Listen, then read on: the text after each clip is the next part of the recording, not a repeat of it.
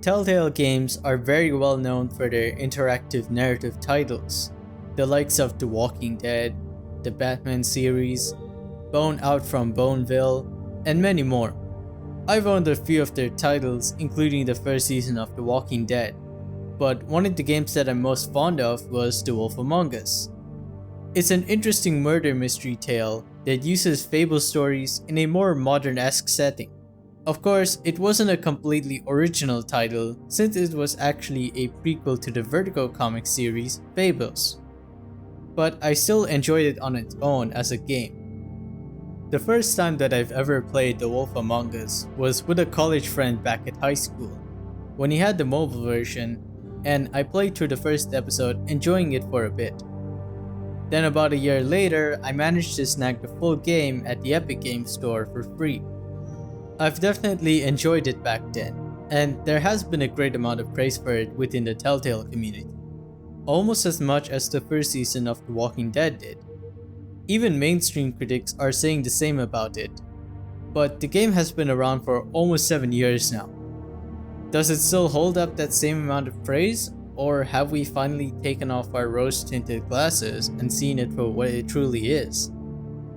Well, let's take a look and find out whether or not it still stands as one of Telltale's greatest video games of all time.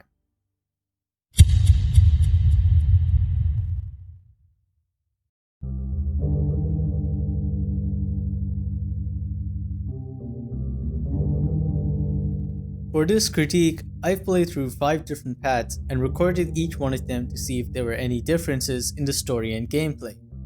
We'll talk more about the story depending on these paths later, but let's look at it in terms of gameplay. Most Telltale games aren't too different if you forget their stories. They usually consist of just choosing a preferred dialogue depending on the scenario, quick time events to somewhat immerse you in the action, and some point and clicking around a level for investigating. But some of the things that make them feel similar aren't all too bad. Most of your choices are brief but not too vague to understand. You can still get the gist of what your character might say. While most of the dialogue options only vary in how you approach a conversation, the silence option is just a non-response, but you will still get a reaction out of it. Now, my main issue with most of the games I've critiqued so far is that they only take a short amount of time to beat the campaign. And while Wolf Among Us is definitely a short game as well, that really isn't a problem because of its format, which is just to play through the story as an interactive adventure.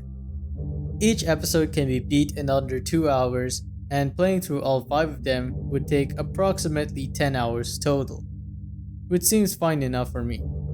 If you really want to get more replayability out of this game, the only thing you can do is try out different options and see what changes in the story. With that being said, this game isn't perfect at all like most Telltale games. If you play through it at least twice, you'd notice that most of the choices you make don't make a whole lot of a difference to the story in any way, apart from some new conversations that aren't too impacting. Now, I'm sure most people are definitely upset about it, and I myself was as well. But if you read the message before the game starts, where it says that they adapt to the choices you make, they don't really claim that it does change the story completely, just that they might take some slight curves out of the original path and then go back to normal.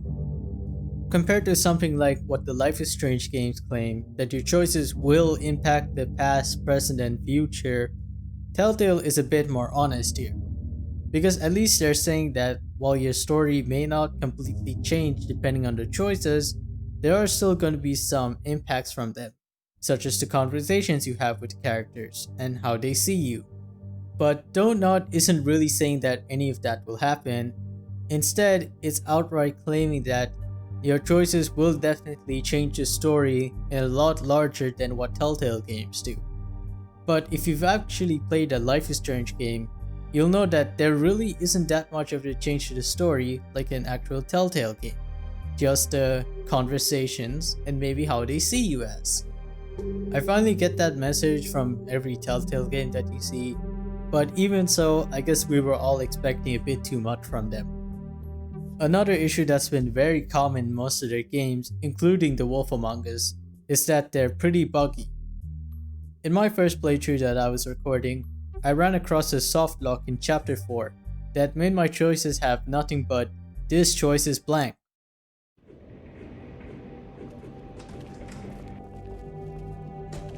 I don't care who killed the prostitutes. If Crane was helping himself to the community coffers, it means his hand was in my pocket, and you just let him go! Once the mirror's fixed, we can use it to find that crooked bastard. Or at least wherever he hangs his hat. That's how Crane kept tabs on him. And everybody else. I'd say he was abusing the privilege. He was probably spying on all of us. He was probably spying on me. Anyway... No, it's fine. You did excellent work, Bigby. Ah, there's the old wrecking bowl himself. Bigby, where have you been? I'm not finished here, Miss White. You will have to wait. Just one moment, please.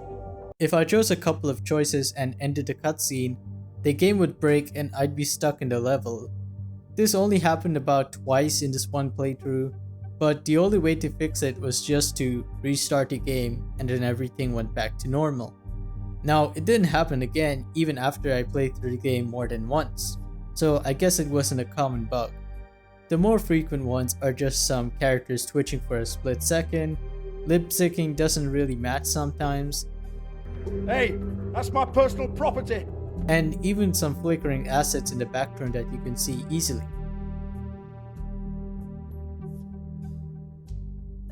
In my opinion, one of the factors may be because I'm playing a game that's almost 7 years old. But most of their old and recent titles all use the same engine, which is the Telltale Tool game engine.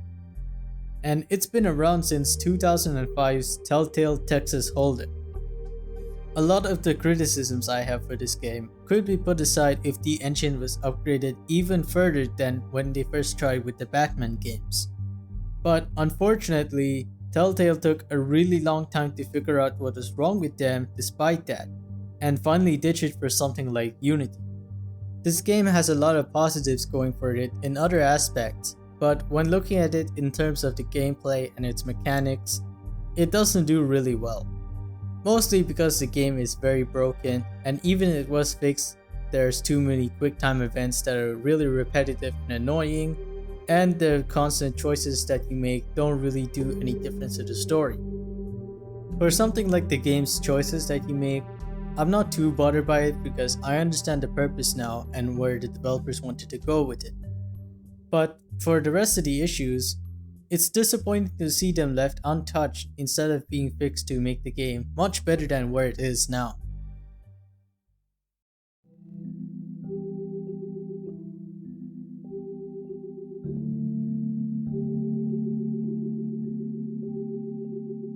The main premise of the game is that the Fabletown sheriff, Bigby Wolf, investigates a series of strange cases that seem to have a giant conspiracy putting the town at risk. In episode 1, titled as Fate, Bigby saves a working girl from being assaulted by the woodsman. When he puts down the situation, Fate thanks him and lets him know that she'll be visiting his apartment at the woodlands later. But after Bigby gets home and tries to get a few moments of rest, Snow White immediately runs over to call him for a murder by the building's doorstep, who happened to be Fate. They both report to Deputy Mayor Ichabod Crane, but he gets frustrated and demands them to handle it before the word gets out. While investigating the murder, the Tweedle brothers go about investigating the same case under the orders of a different boss, and Bigby catches Tweedledee to interrogate him right before he gets knocked down by Tweedledum. He later goes to the Trip Trap bar and asks Holly for any signs of the woodsman since that night, but he eventually shows up after using the bathroom, and Bigby gets into a fight with Grendel because the business office never found Holly's sister Lily. After the fight, Tweedledee enters the bar for questioning, but when he sees that Bigby has arrived, he tries to run away from him. Depending on the choices, Bigby gets the person for interrogation later, but chains one of them to a street lamppost after seeing the Mundy police crowding over by the woodlands, only to find that what looks like Snow White is dead. Smoke and Mirrors follows up with the Mundy police in Manhattan a day after that murder, where Bigby is questioned about it and anything happening in Fabletown. But the police are suddenly hit with Crane's memory erasing spell that knocks him out and wipes out 24 hours worth of memory. so that they won't remember about the murder. Crane drops Bigby off to the woodlands again to interrogate the chosen suspect about the murders. Depending on how Bigby handles the interrogation, someone gets into a fight with him and they all stop when they see Snow White still alive the moment she walks in. Bigby and Snow White then return to the business office to study Lily's unglamoured body for any clues and find out that she was working at the Pudding and Pie Club. Bigby goes to the club and tries to get some answers about Lily from the owner himself, Georgie Porgy, but he won't tell about the appointment since the club is focused on being secret about their work. He then stumbles upon a logbook that records their appointments and finds that Lily was at a hotel called the Open Arms. When he gets to the hotel, Bigby comes across Beauty, who runs the reception of it, and asks her to let her into the room of the appointment. When they are about to open the room, Beauty's husband Beast misinterprets them as the two planning an affair, and gets mad at Bigby for it. He then breaks the door by mistake, and Bigby not only finds out where Lily was murdered, but that Crane was involved in it. In episode 3, A Crooked Mile, Bigby goes to find Snow White and try to inform her about his findings, only to find Snow in the middle of holding Lily's funeral. While the service is going on, the Tweedle brothers sneak behind Bigby and threaten him to leave Crane alone so that they can handle him themselves. But the three drag attention towards Holly and everyone else attending the funeral, and everyone gets into a fight that ends with a few injuries.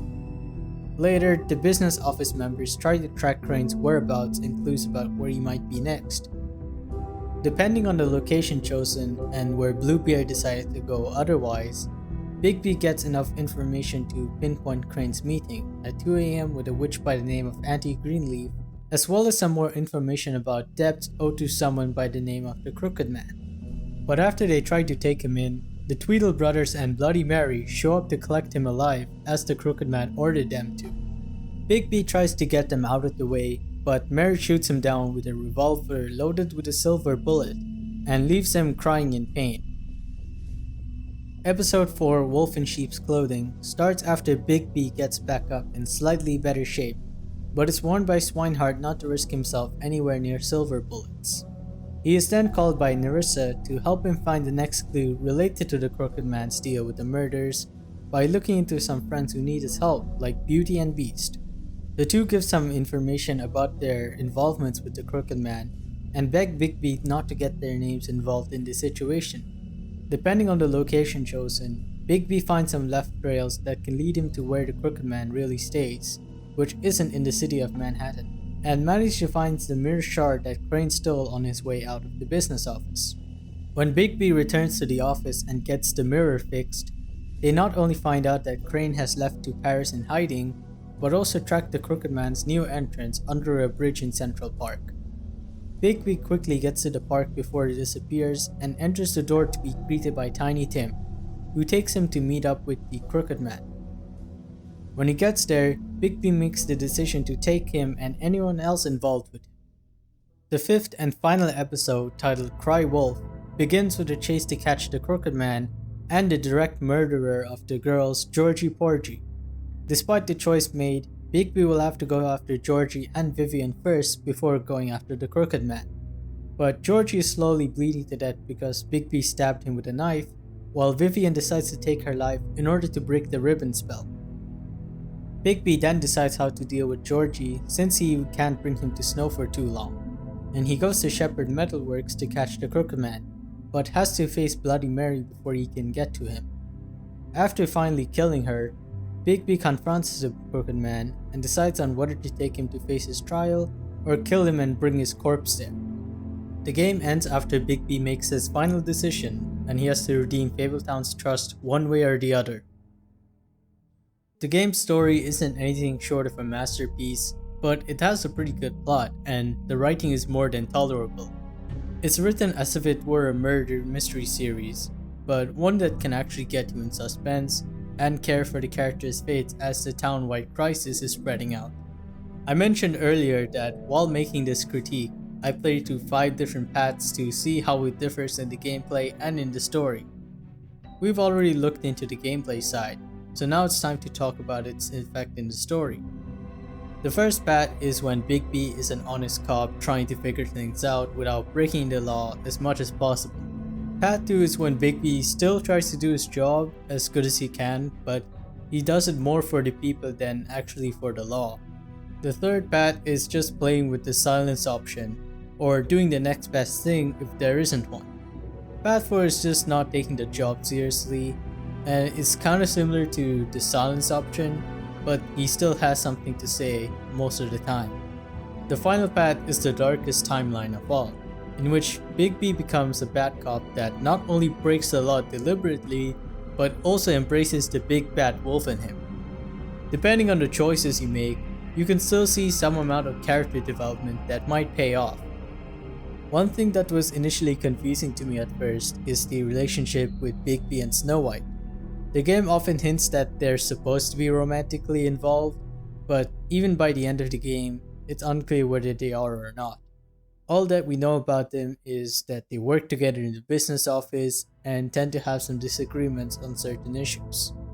From what I understand, the game is deliberately making it this way because they're actually developing it for the Fable comics to build upon later, so I'll have to take that for now.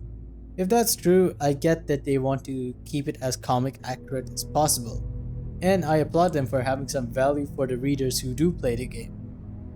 But for those who don't, it feels a little off when they have some development and then end the season with an inconclusive answer to how their dynamic really works. What I do understand about it now is that their relationship would have even more consequences than how it is now.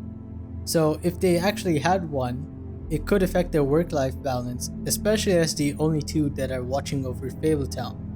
They think very differently in terms of how they want to take the law.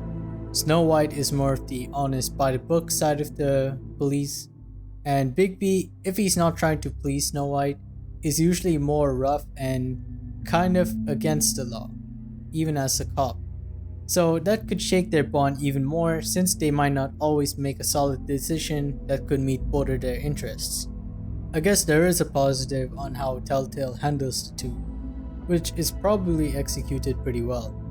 It's an interesting take on how relationships can be dangerous to deal with when your partner and you work in jobs that have a higher authority.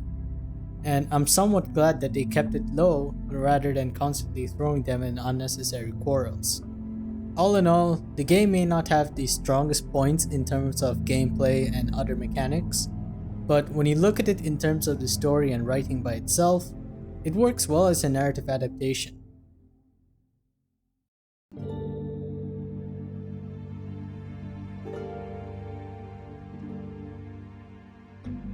The first thing that I liked about Wolf Among Us is that it has an amazing art style.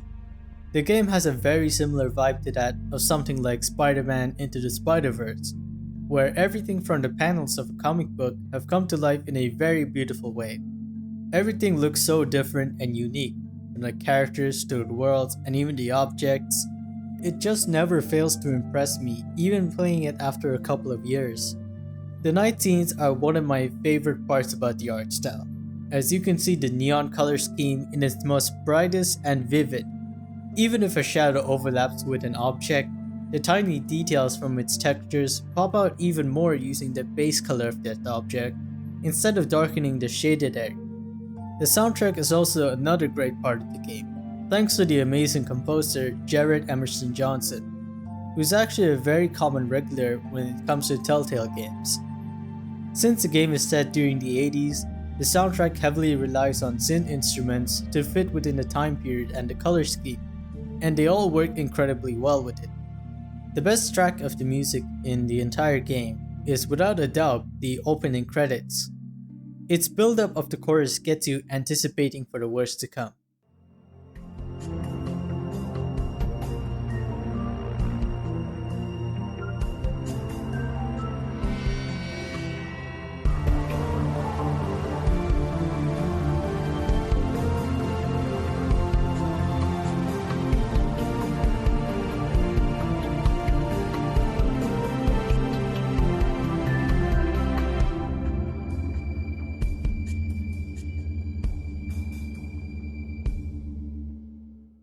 With tracks like Too Late, nightmare, or memory spell, it can make you feel uncomfortable during some scenes with that kind of suspense.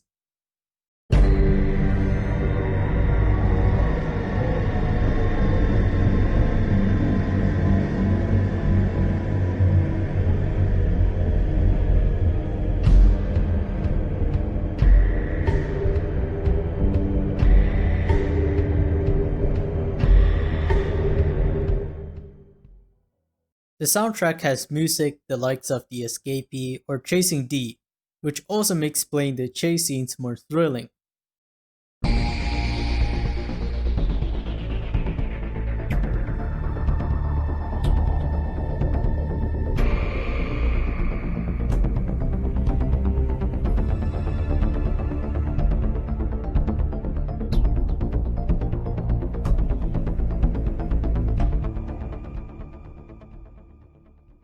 And the music that mostly sound chill or just very slow paced make up as ambience for the game's drama and the investigation scenes.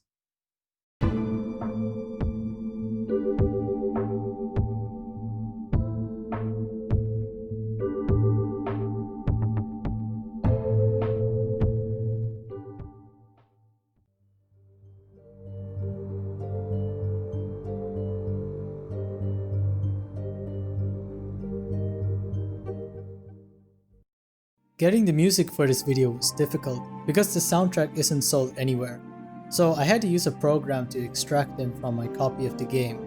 And I found that the rip tracks aren't made as actual music tracks, but just as short audio clips that keep looping for certain scenes. Which is kind of a shame because not only are most of Emerson's work free to listen to on Spotify or anywhere else in the public, but it's not even possible to get a proper copy of the album outside of the game's hidden files. Most of the voice acting performances are also very memorable. The cast doesn't consist of any big household names outside of the Telltale games, but despite that, they all still do a great job with their portrayals. For example, Adam Harrington, who voices Bigby Wolf, pulls off a great voice as an intimidating detective with a rough past. And he works a lot mostly because of his long acting experience as well as his strong passion for the role. Chuck Kuroklis is another impressive actor, considering that he does 2 roles in the game, and their voices sound so different it would be hard to put them next together and try to find any similarities.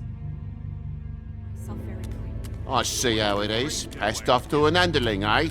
Why am I not surprised? Well, you did cause what damage brings me in here, so maybe it's for the best. Just need a little bit of dosh to cover it. I tried talking to her about it, but it's like chatting up a brick wall, it is. Are you having trouble with the rhyme, Sheriff? Perhaps I can be of assistance? Mirror, mirror, keep us sane. Show the door to Crooked Man's domain. I can always count on you, Buffkin. Erin Evett, who voices Snow White, also has her long list of roles, especially from those outside Telltale, and I'm impressed by her range over the years. Despite having only 1 role in the game, she does her best with the character.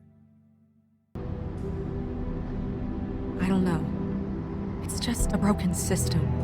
The Fables who walk in through the back door like Bluebeard, we have all the time in the world for them. You try and come in through the front door, through the proper channels, asking for anything, needing help. Well, I turn you away.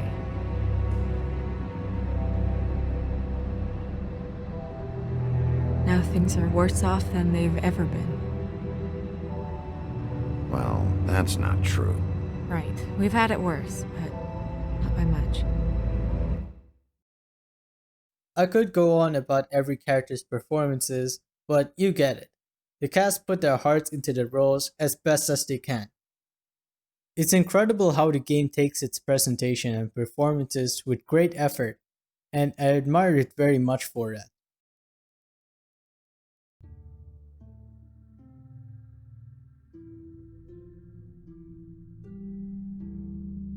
Even after so long, this game is still enjoyed by many and played to this day. I myself did enjoy it, but it's not something I would keep playing over and over since I already know the story and I've seen every path I can for now.